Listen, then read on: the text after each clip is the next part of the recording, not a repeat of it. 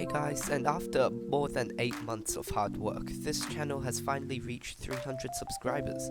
To celebrate and thank you guys for all your support, I will be doing a full tour on every single colony I own, including a few that I have never mentioned on this channel.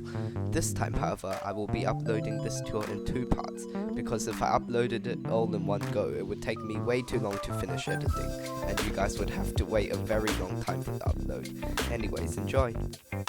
So starting off with pretty much my most popular colony, my Messianic Center also turns out to be one of my least updated colonies, mainly because their setup is too large and bulky to move onto my desk.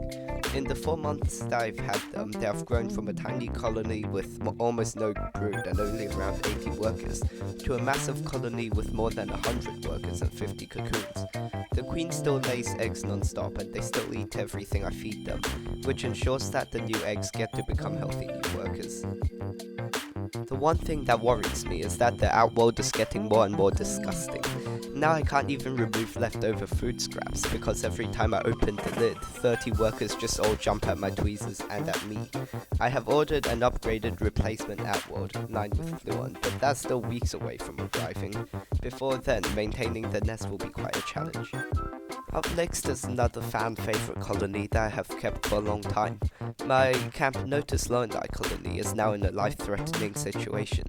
The mite outbreak that started approximately 2 weeks ago has gotten much worse, and the lemon treatment has done nothing to stop the spread.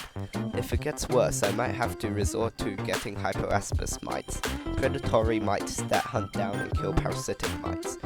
Just a few of these will cost me $60, and I really do not want to use that much money on a treatment, but if it comes to that, then I will do anything for our colony. Speaking of campos, the Nexus colony I got from Cool Critters Australia has been doing extremely well, much better than my Lowenai. The queen has finally started laying for real, and already over the past week she has laid over 50 eggs, some of which have already hatched into larvae.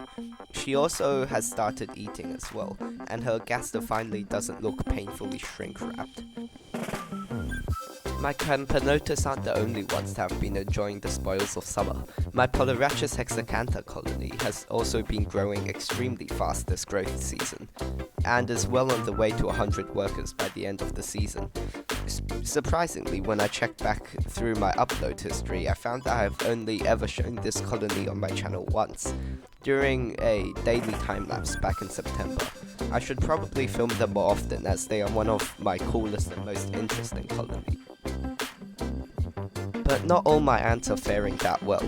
My Chromatogaster and Endopolosis colony, yes, another hidden colony, is in sharp decline. When I first obtained them, which was more than a month ago, this colony had double the amount of workers they have now.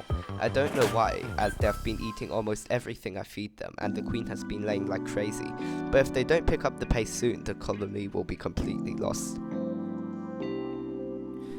Yet another hidden colony that I will be revealing this video is a Panera metallica super colony that I have kept for over 2 months.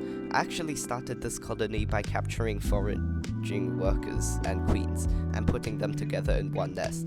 I really didn't think it would work at the time, but miraculously it did, and now I have a full-blown colony with around 10 queens and hundreds of workers, eggs, larvae and pupae, all of which was produced by this colony and its resident queens. Speaking of Panera super colonies, remember the experiment that I did where I put 30 plus queens together? Well, I've completely forgotten about updating you guys on them, and a lot has happened during the past 5 months. The most noticeable difference, apart from the fact that I changed their nest, is that they have workers, hundreds of them. Most of the workers are from wild-caught cocoons, but some of them are from the colony's founding queens. The queens just keep laying new eggs, and soon I will probably have to move them into a new nest. My Irdom XSP colony has been growing extremely fast, and they already need a new nest after just 2 months of growing. I will most likely be transferring them into either an Ozant small acrylic nest or a new nest that I will be getting from my imports. The colony is already producing drones, although the workers keep eating them the day they hatch. Another colony with cannibalistic habits is my Chromatogaster super colony. They have had had over 100 elate larvae and pupae, including some queen larvae, but it seems like they have eaten all of them. I honestly have no idea why, as I have been feeding them literally a whole cricket every 2 days, and have been finishing all of it without leaving a single scrap. Let me know in the comment section if you think I'm feeding them too little. On the bright side, at least most of the eggs laid by the queens have hatched, and some have even pupated, so I expect them to grow out of this nest possibly by the end of the season. Next up is another rarely reported colony that I've been keeping for quite a while now, my Chromatogaster SP colony. I have had them for around 3 months now, and they have grown to around triple their original size. This colony is one of my most gluttonous ones, and is able to eat at least one cricket every day.